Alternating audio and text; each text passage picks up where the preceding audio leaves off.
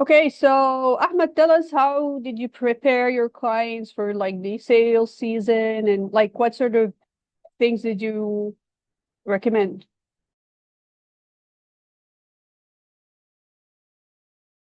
Also, I'm not putting you like on the spot or anything. Like you don't like I'll jump in as well, and others can like we're generally talking about best practices that we can recommend to our clients when it comes to Black Friday.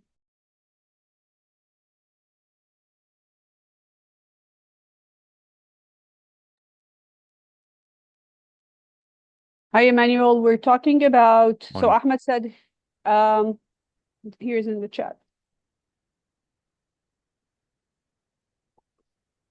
Oh, so just coordinating point of contact to have a dedicated page for our Black Friday offers. I think I mean, that's the main thing. You need to have a landing page for those offers, and it should be like, I mean, it should attract branded searches, but a lot of small businesses don't have branded searches. So what they would do at that point is Black Friday, maybe on like main keyword or main product keyword. Um, did you recycle URLs from last year, or did you create new ones, or?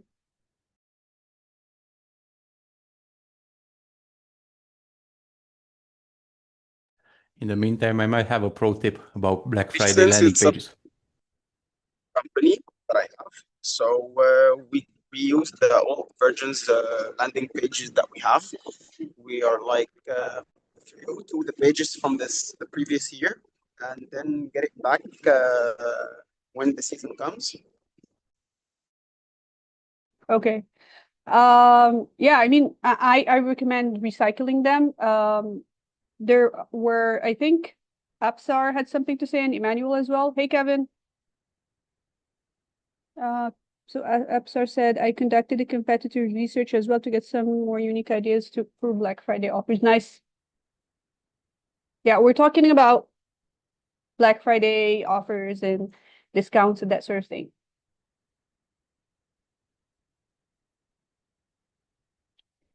Kevin, we can't hear you.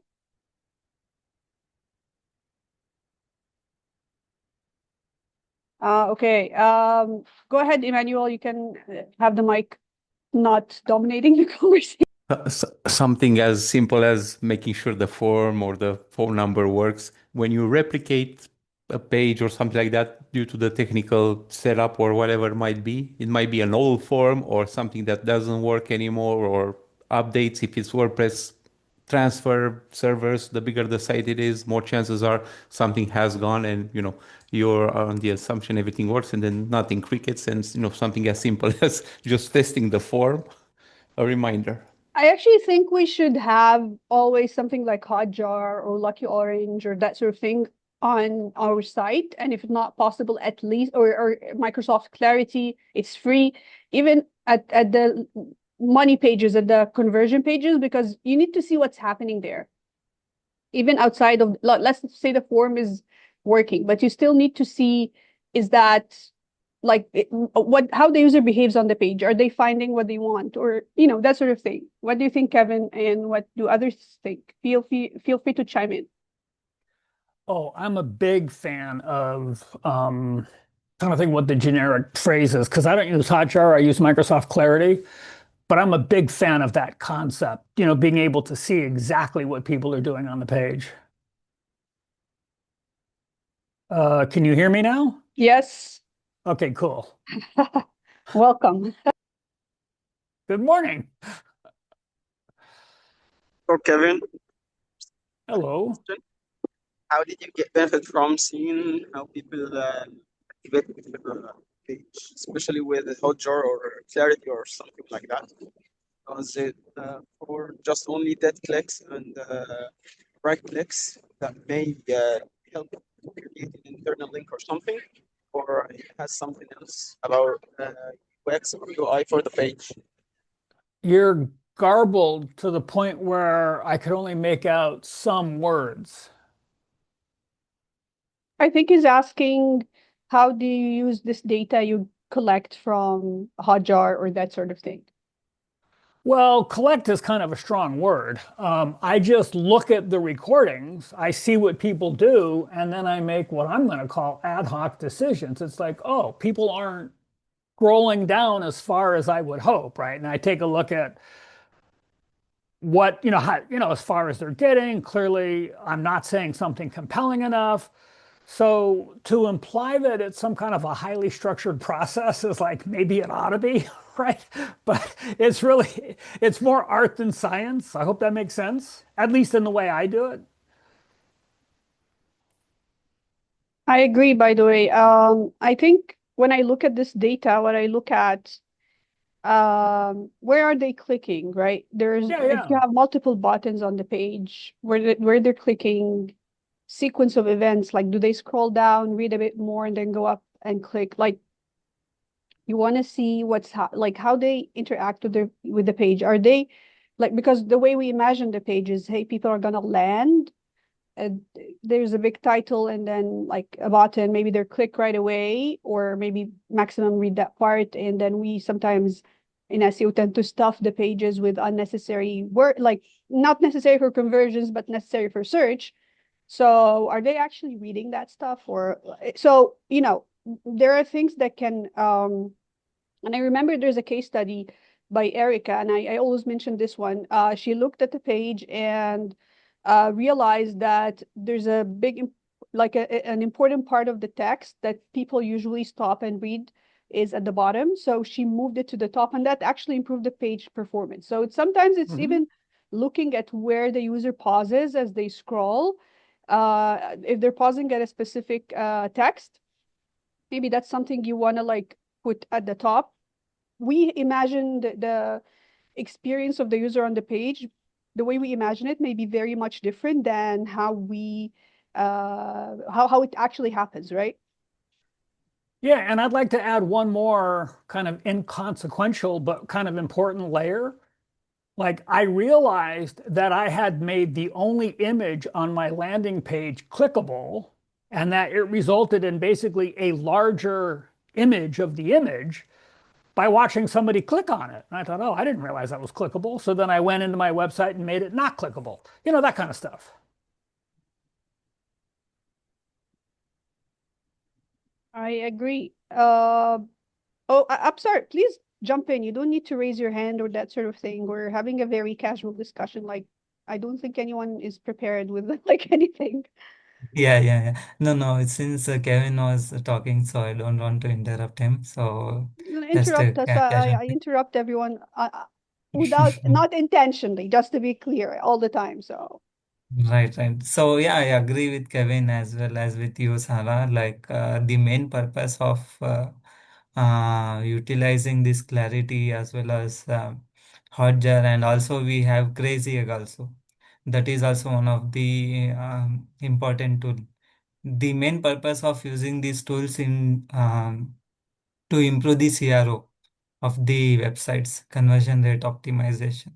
There are a lot of data that we can, we can explore, we can analyze, then we can conduct some research on the basis of that, and also we can uh, collect a lot of comprehensive variations of the interactions, elements, the visualization, images, videos, the content, the interlinking, whatever, where exactly the user is spending his particular time, what makes him to spend his time on that particular field or the space. So by utilizing or understanding all his user behavior, we are going to utilize that raw data, and at the same time we are going to compare that data with the help of the competitors website. We will draft some of the good recommendations, and usually what is happening right now with my case, what we do usually once in a quarter, we are going to collect all the data with the help of this clarity crazy egg hotjar.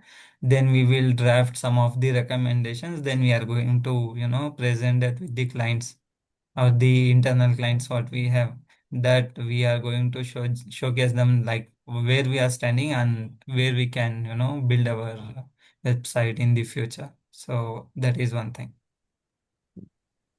Yeah, I agree. Emmanuel? On Clarity, do you use I forgot how it's called, the jargon or the slang feature when they interpret the data? Whenever you look at a session in there, especially the video one, you can turn on an explication based on AI and they have a slang or jargon or something like that. And it's quite funny. They nailed. Microsoft doesn't, I'm not a Microsoft fan, but they kind of like nailed it with this one, with Clarity. So fun fact, highly recommend using it.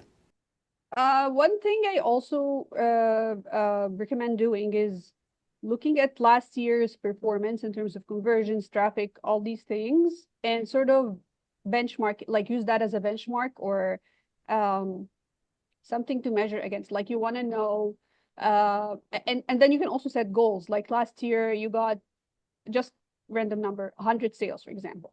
Okay. Maybe this year you want to get 130.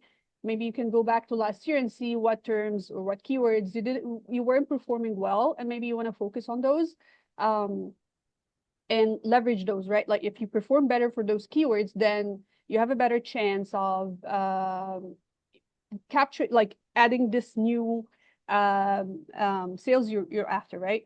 So yeah, I like to look at data a lot. Hopefully, I try not to go into like a paralysis analysis situation, but it's always a good place to start. Like, okay, what happened last time, right? For example, uh, if you're like doing SEO for an event, right? Like there's a lot of periodic events, elections, for example. It's good to look at, hey, what happened last time and what did we learn and what did we miss out on and where were the people, what were the people searching and who are the winners and that sort of thing and learn from there. And that should be part of the prep for a seasonality thing, right?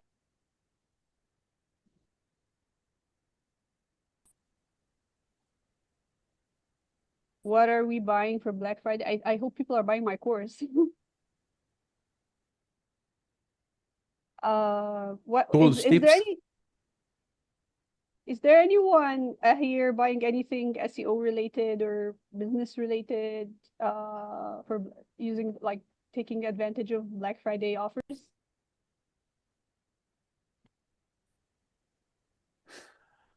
I Apparently got not. Elementor a couple of years back, but they don't seem to offer me the Black Friday pricing anymore.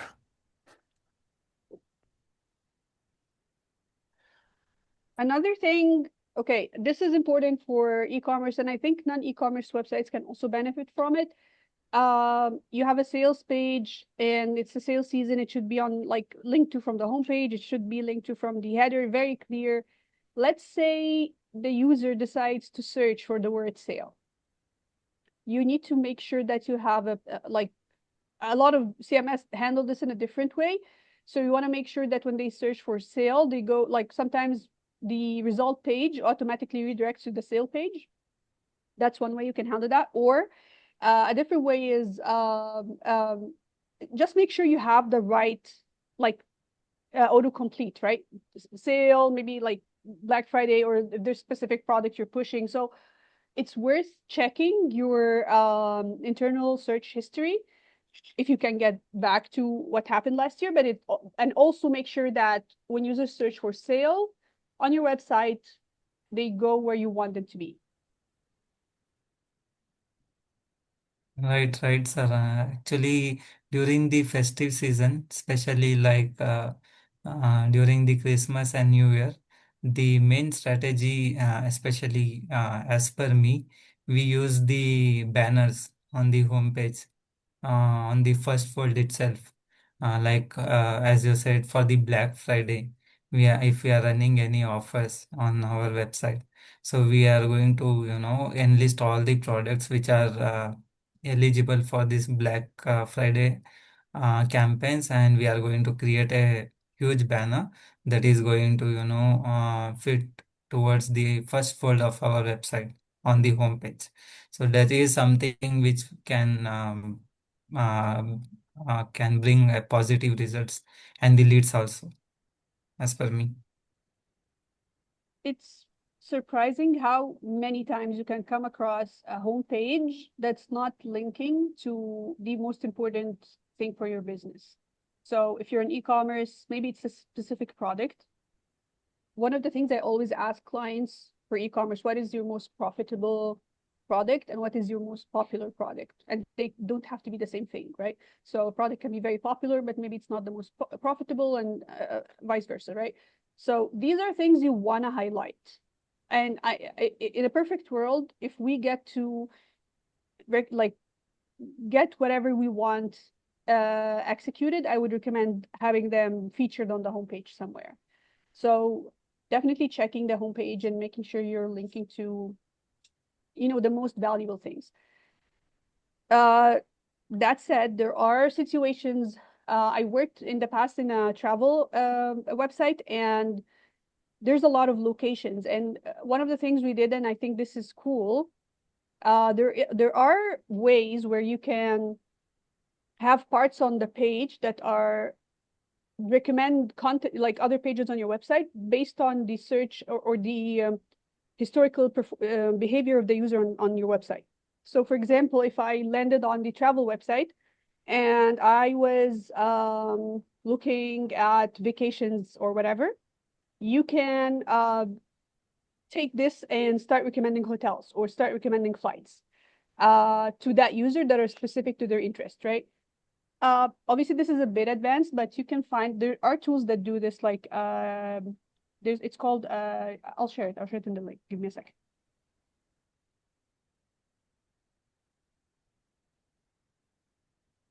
Right. Even like in Black Friday, if we are running any sort of offers, it depends on business to business. Like all the e-commerce industries right now, what we have the lot of competition, right, among the products what they are selling. So it's also like, depends on what type of offers they are providing, whether it's a mystery discount boxes or any flash deals or any bundle related discount, dynamic discounts or VIP early access kind of campaigns. So all this put together will be definitely helpful for the person who is actually running the offers on that particular day.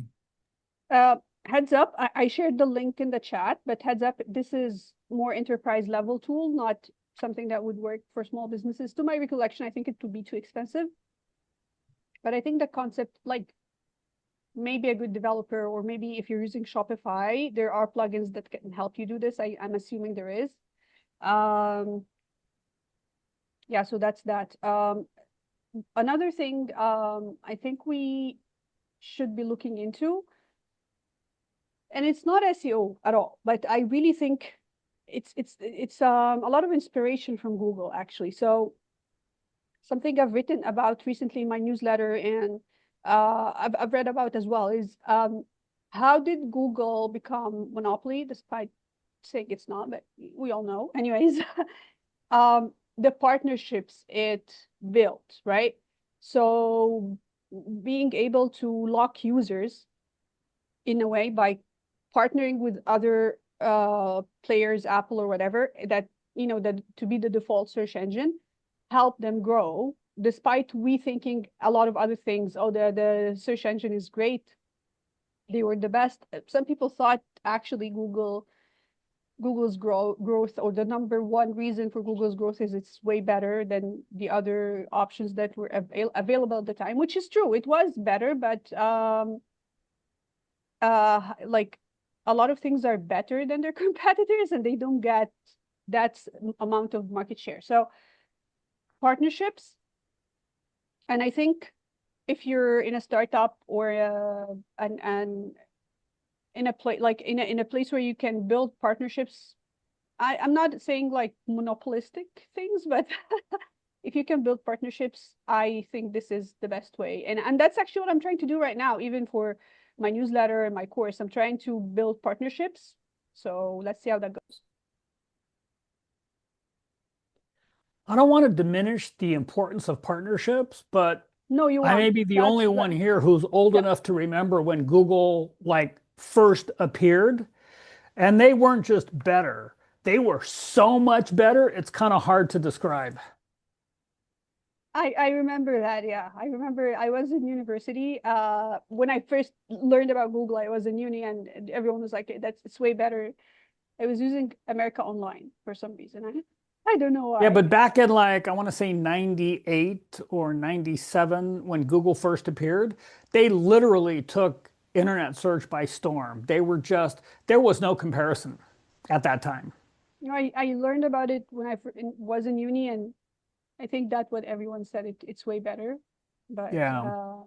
I mean, looking now, I mean, it can be better, right? Among uh university students, for example, or people who are, look for detailed information.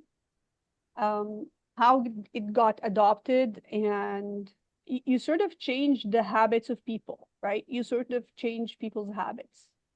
Um, the way they search. And even now, AI overviews, one of the things that's happening is, guys, you can always jump in. You don't need, like, I'm not scary. Like, if someone wants to speak up, you can just jump in.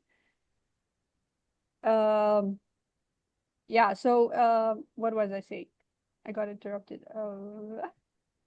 We were talking about Google and that sort of thing. Yeah, in the beginning, they were demonstrably better. Now they've leveraged that in a lot of ways, like paying Apple to be the default browser and all that kind of stuff.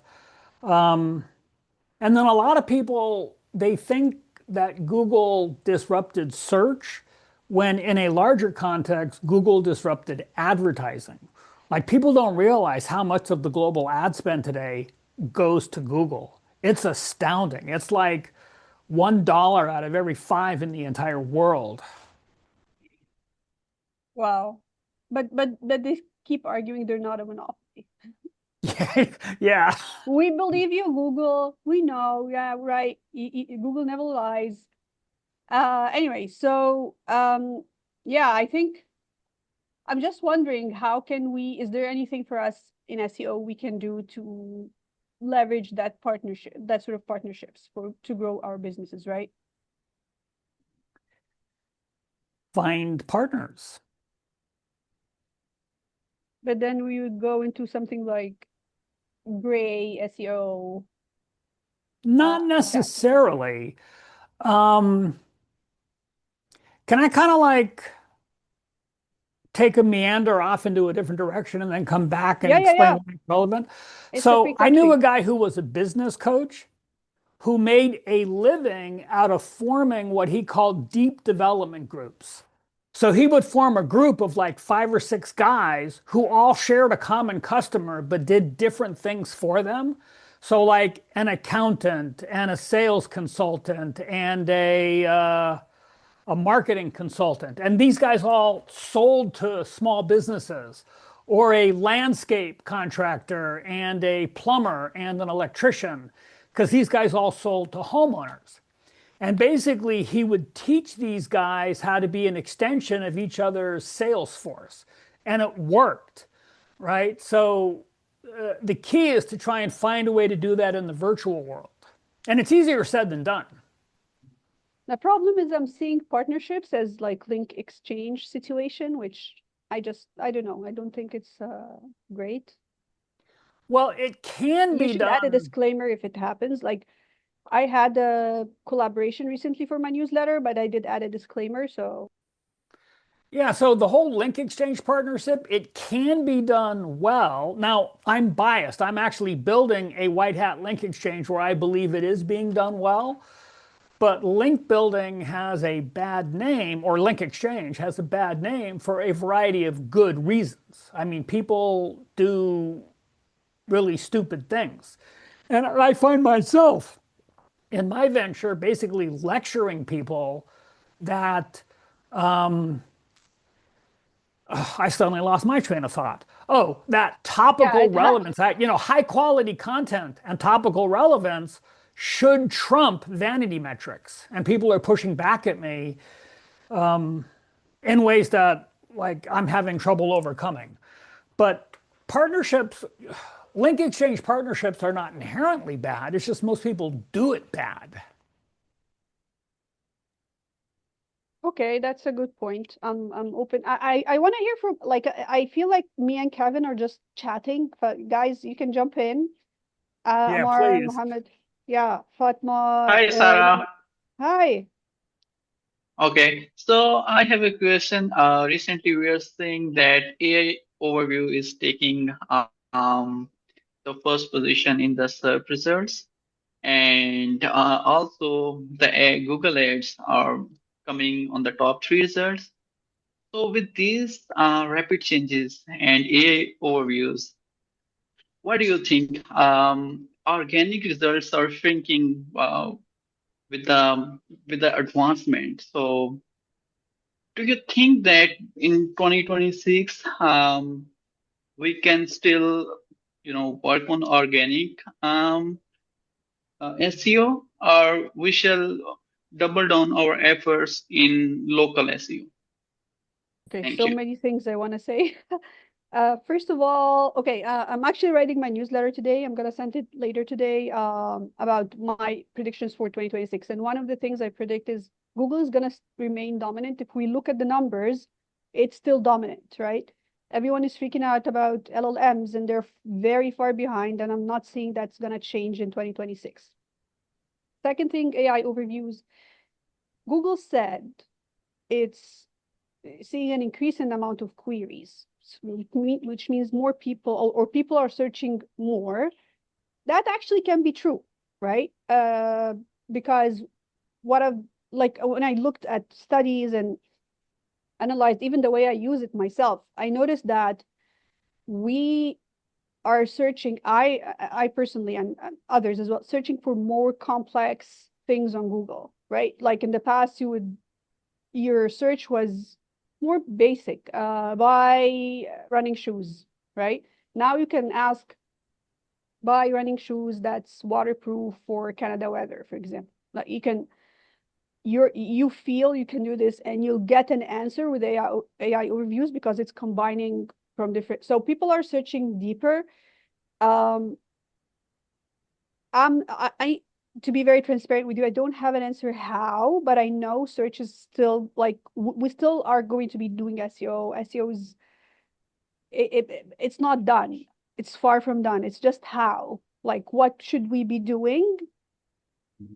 I don't have a clear answer. I wish I had. And then you also see this web guide thing. I'm not sure if you've read about it, guys. I can pull the link. Web guide launching in search. It's not launched yet. It's in lab, but it's not available in Canada. But I think, Kevin, you're in US, right? Hmm. Then you can try it for us collectively. It's called Anyways, Web Guide. yeah. So I'm seeing people who have seen it in results are saying it's really good for SEO. So maybe there's some light coming at the end of that dark tunnel. AI Oh, it's from mode. Google. Yeah, and then I've also seen reports, really complex queries are going to be sent to AI mode directly. Uh, Definitely, AI mode is a mess right now. With its current state, it's a mess for SEO.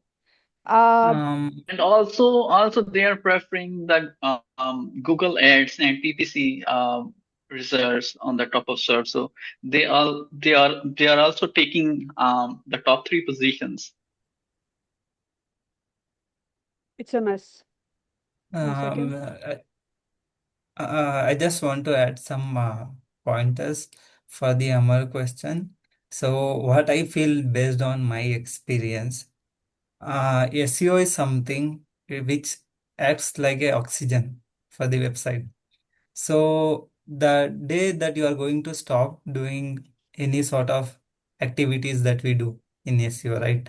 So basically what we do, we are going to, add some extra life to the websites, building or bringing some attraction. It is for both user as well as for the search engines. Now, one ultimate thing is if you want to showcase yourself better on the SCRP page, the first thing we need to work on EEAT factor. Most of the aspects that we are going to generate the results based on this EEAT update, where we are going to showcase our expertise, experience, authority, and trustworthiness. Until and unless we are not going to form our business or we are not going to show our brand by including all this information, like what experience we have, what is our expertise when we sell any product or service, what is the authority that we gained for that particular product, and how people are trusting our product. So ultimately, all these factors together is going to add some value. And as soon as people are going to utilize or explore further, search engines are going to, give some authority to us, and ultimately it is going to build a good brand reputation.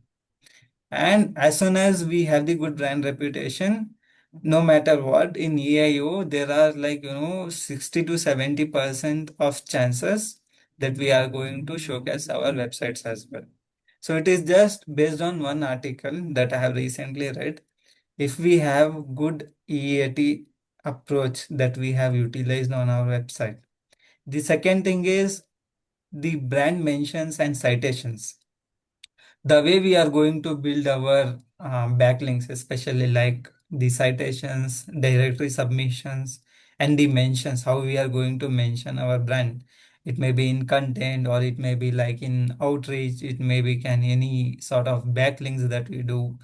The more we have uh, our mentions, it is ultimately going to add the value in the overall picture. So yeah. I think the summary of like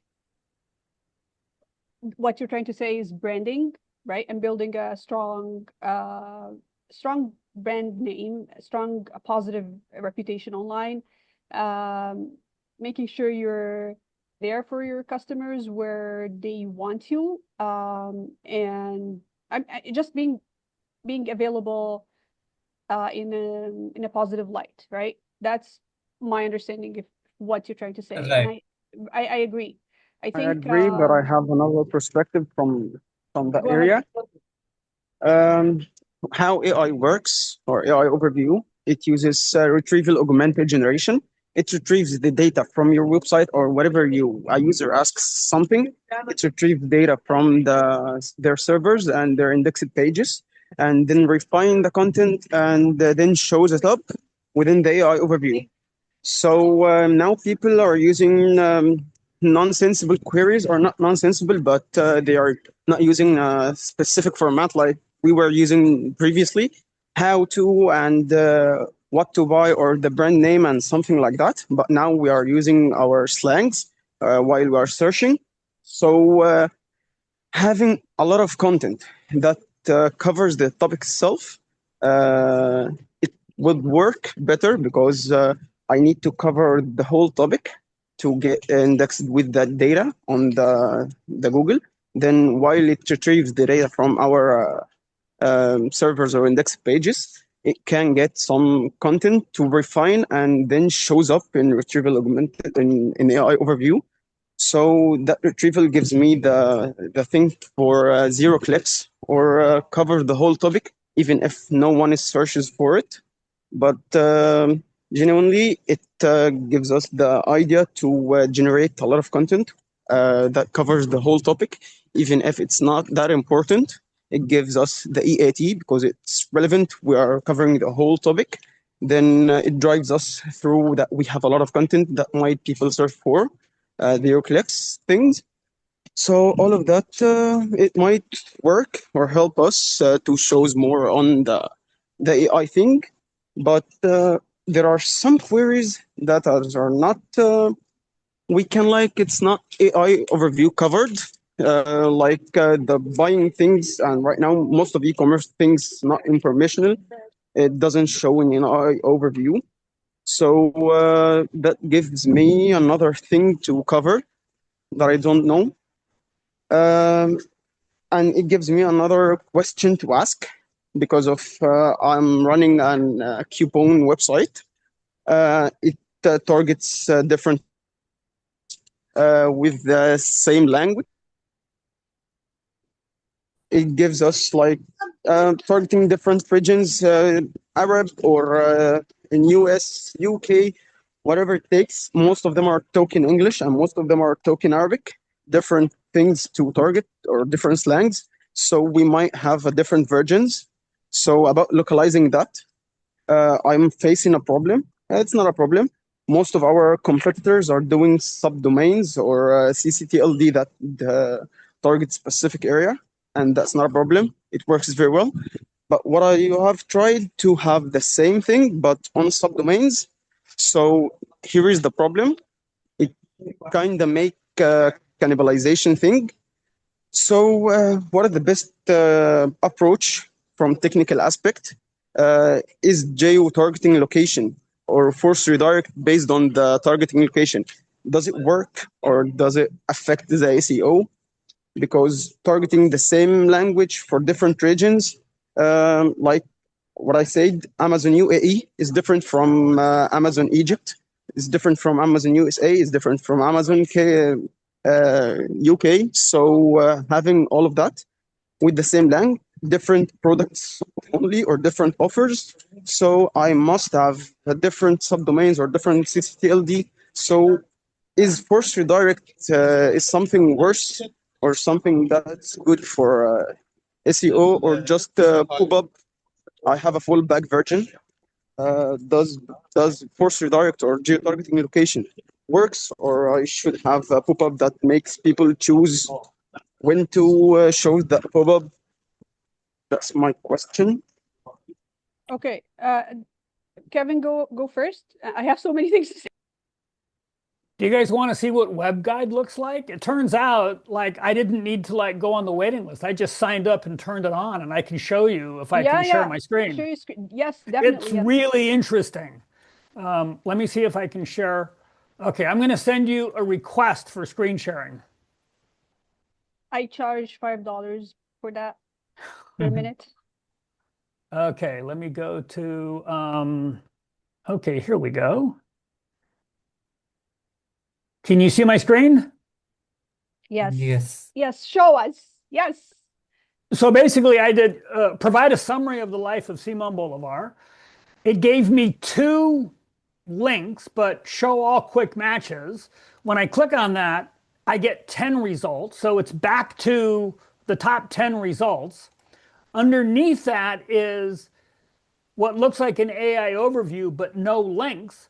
And below that is a bunch of links. So it really looks as if Google is responding to complaints from the SEO community about the fact that people aren't clicking through to websites.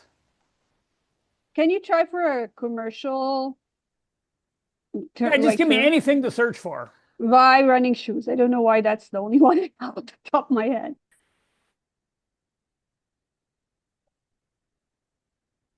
Okay, sponsored products, sponsored results.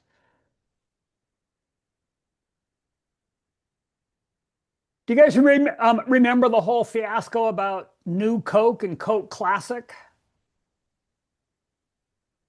What is this on the right? Is this a plugin or that's related to web search? Under yeah, that one that I under mean, it's the just map. showing me where I can go buy running shoes close to me. Okay, I mean under the map, what is this? Is this a plugin or okay? No, plugin. no, this is Extension, a Chrome it's a extension. landing page. They're trying to upsell me on something. Maybe do it in incognito. Yeah, Do try this that. query. What, Try who wants to bet? top SEO newsletters. Who wants to bet this won't stick? That Let's collectively pray that my newsletter is gonna show. This looks like the old days. I'm not hearing a lot of prayers. I'm not. They're not here. Not here. Oh. Okay, so it's got some regular old. Okay, so here are the sponsored results, the ads. so it got some organic results between there, yeah. Yeah, yeah. Some organic results, some people. Yeah, I mean, it's got like the ones I know of. Okay, let's try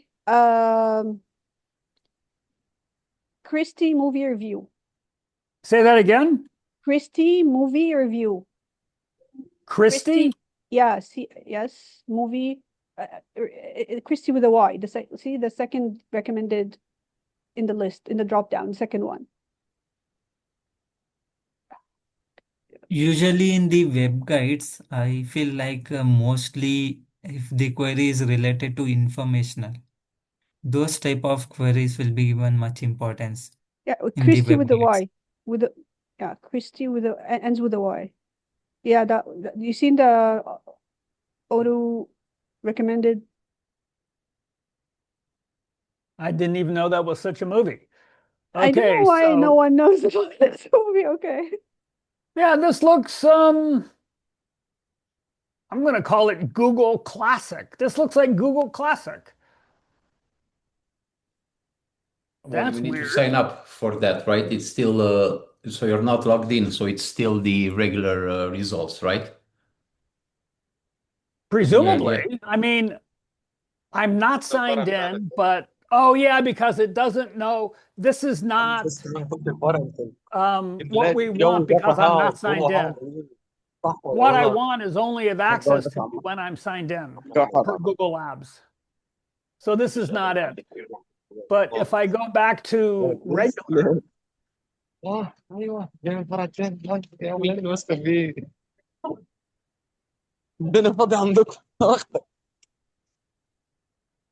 this is it. Yeah, it still looks like Google Classic.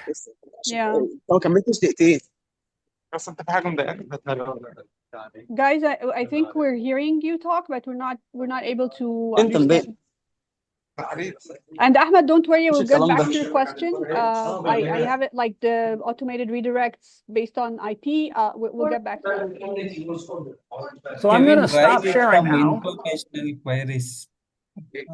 Maybe like any informational query or keyword Information which is query. yes. Can we try one more, Kevin? I'm sorry. I'm Oh not gonna yeah. charge you this time. Don't worry. Let me share again.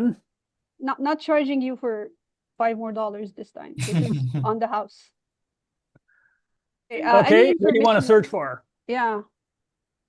Maybe anything related to Trump, which is like more Anything related to what?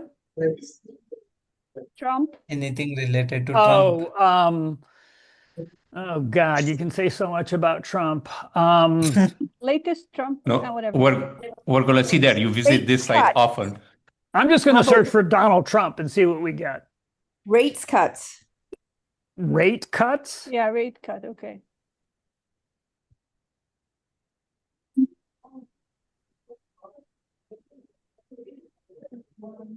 At least news are not impacted with this so far, hopefully.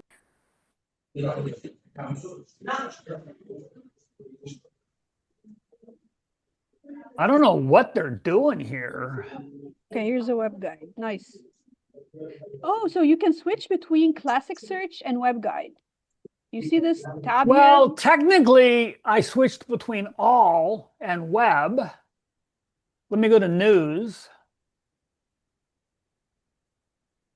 Okay, so that limits the results to news sources. Let me go to AI mode and just see what that looks like. Yeah, that's what I expect.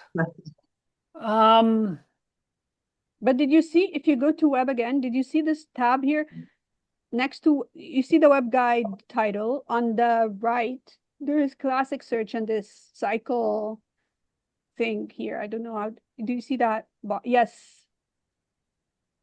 You can actually switch standard and web guide. Interesting. You visit this site often. It doesn't show up. That is interesting. I'm not really sure what Google is intending with WebGuide based on what it looks like right now. Web guide is usually like something which provides some guides or information or anything related to some specific topic or niche. So that is basically they are trying to include or showcase the relevant information there. Okay. Okay. I want to switch back to answer Ahmed's questions. Is there any like, but I don't want to interrupt the conversation if it's going as well. Like, let me know when I can switch back. Seems like a good time. Okay, so first of all, about drag. I really recommend you try to find a deck for Steve Toth's the last talk in SEO IRL in October. It's awesome. I've actually written about it on my website, and for me, the way I see this, it clarifies really why there is some discrepancy between what we see as traditional SEO and GEO, or whatever you want to call it, and then here it shows you what you need to do actually, and to get AI bots to find the information they need about your product and get you listed in their answers. So really, really cool stuff. This is where I want to start. And then you had a question about automatic redirecting users based on their IP. So let's say you have different versions of your website, French, English, and whatever. Not whatever as in disrespect, but I mean French, English, Arabic. Like I'm just being, yeah, French, English, and Arabic, let's say. And people search for your brand name, they click on the link, and you want to redirect them automatically. Here's the problem, Ahmed. When you have an automatic redirect, what about Googlebot? When Googlebot goes to your website, you're automatically redirect. Googlebot use specific IPs, and you're going to automatically redirect it as well. And if you say, hey, I'm going to exclude Googlebot, here's what's going to happen. You're showing users one version of the website, and you're showing Google another, and Google doesn't like that. So ideally, you should let the users choose, right? That's my 2 cents. That's why I'm having a fallback version. I just ARN version to the bots or to I'm users not that. sure. Yeah, I'm not sure about having a specific version for the bots. I'm not sure. I'm not sure if anyone has information on this. Please jump in. But I like what I know for now is Google doesn't like it when you show it a different version of the page than you're showing to the user. It needs to see the page and the content the user is seeing. So that's what I know, and it's a big deal, by the way. It's not small Cloaking. thing. Yeah, cloaking, exactly, right? It's a like black hat spammy thing you don't want to do, definitely. Cloaking works. It works, I guess, but it works with LLMs, I guess, right? More. Absolutely. I've been cloaking all my life. So like at SEO, and I've never been penalized. I think, and yeah, it's sometimes you have to because the page looks ugly. So you have to put in these internal links that are going to be just smeared into some color block or, part of the aesthetics of the site. But yeah, I'm 100% a supporter of cloaking. I can understand the philosophy behind it because of what you're saying, that the Google bots likes to see what the human eye is seeing. For sure. That makes sense. Proudly clocking since 2000 and I'm joking. I mean, it works. It can work. Every black hat or spammy tactic are out there because they actually work.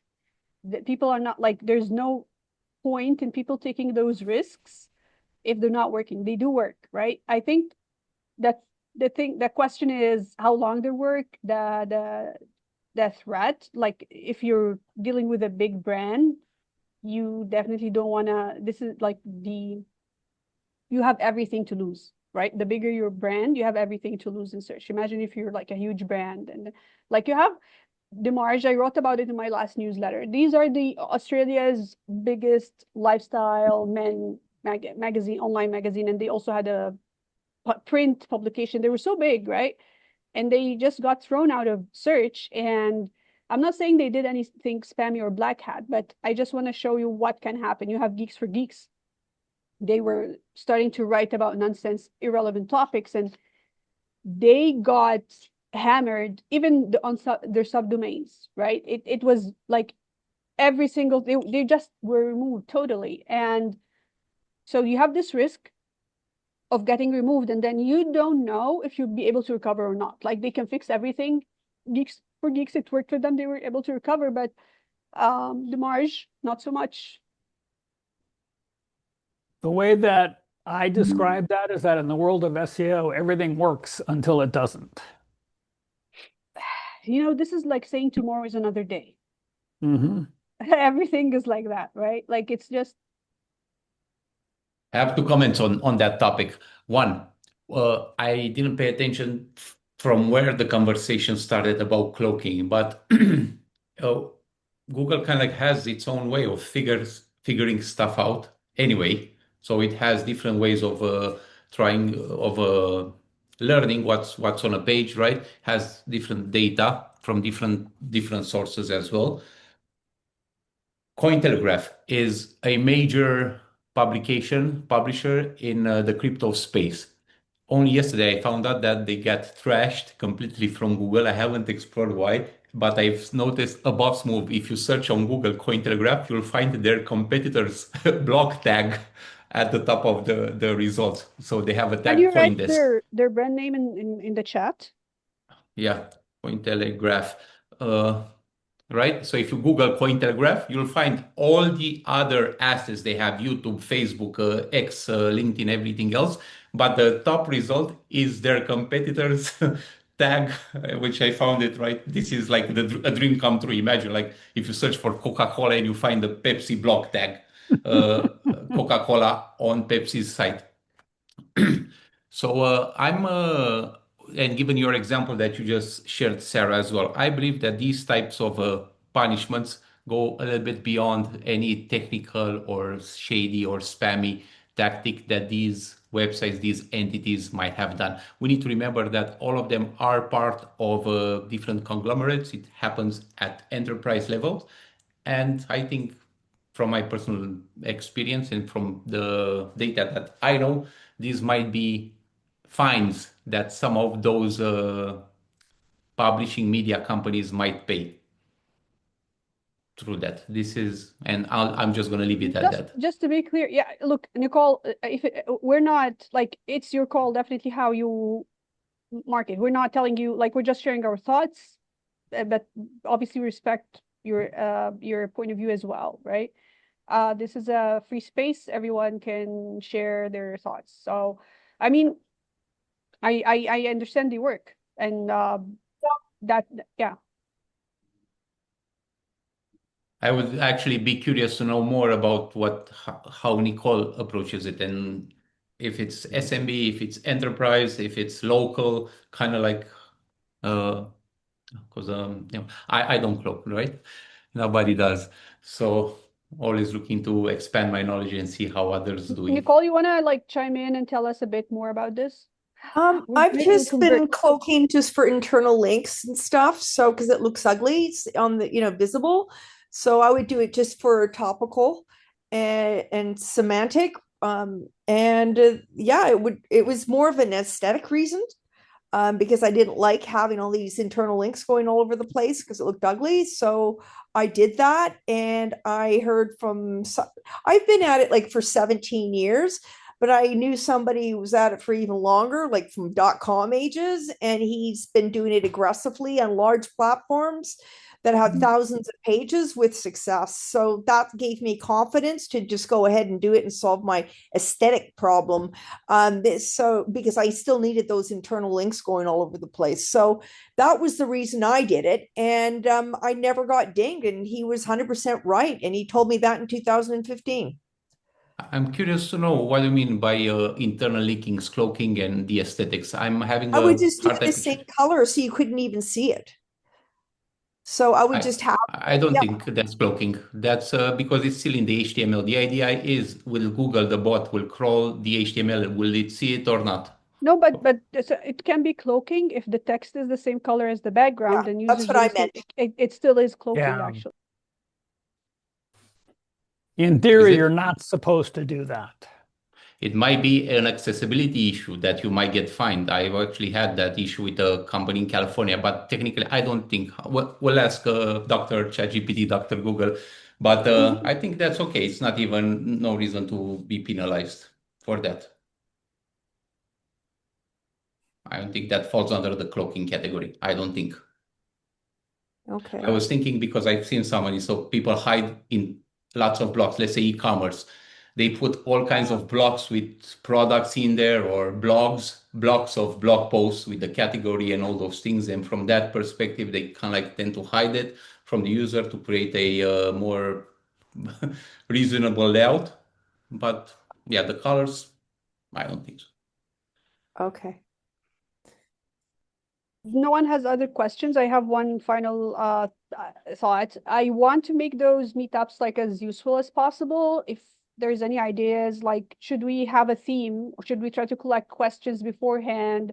Should we go through the news first? Like I'm open to suggestions, so we make them as productive and I want them to be structured, but I just don't have time to plan them in a way. If someone also wants to plan them, I'm happy. I'm okay with that totally, but I really want to, I feel there's a lot of benefit of meeting with people from the community and asking questions. And, we lost Ahmed after we answered his question. Okay. Anyways, so there's a lot of benefit. And just if we add a little bit of, I don't know, when people join, they have an expectation of what they'll find. That would be great.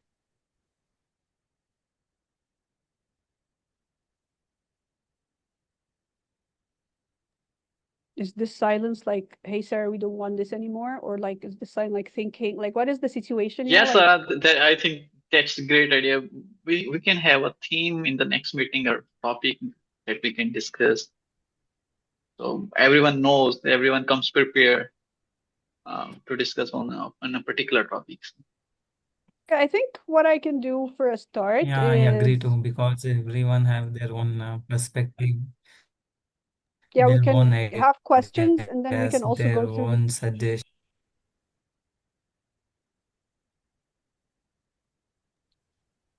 sorry for interrupting you, Upsar. I just thought, I have a problem. I swear, I have a problem, but it's not that I want to interrupt people. It's I think they stop finished for some reason. Anyways, so, What do you want? okay, What do you yeah. want, Sarah? I want to have the most value out of this for people, right? For everyone who joins, because then people will be more interested in, showing up and contributing. So yeah, okay. I think what we can do is gather questions and maybe go through the news, last month's news, for example.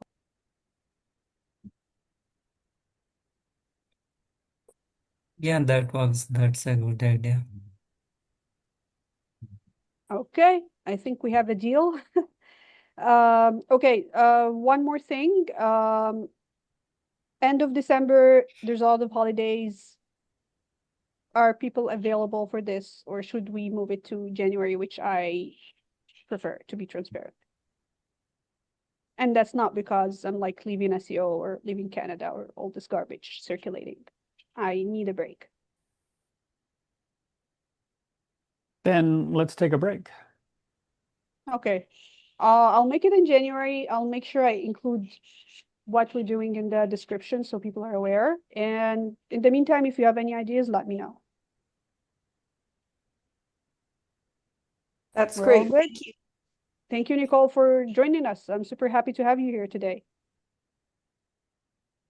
And everyone else, of course. Everyone. Super happy to see you. Okay, guys, thank you so much. I think I'll wrap this up here, and I'm uploading it to YouTube today, hopefully soon. But I still also need to finalize my newsletter. It's a mess a bit, and I have work, but we're good. Thank you so much, and have a good one. Bye. Thanks, Take Bye. Thanks everyone. See you guys again. Bye. Take Bye. care. Thank you so much.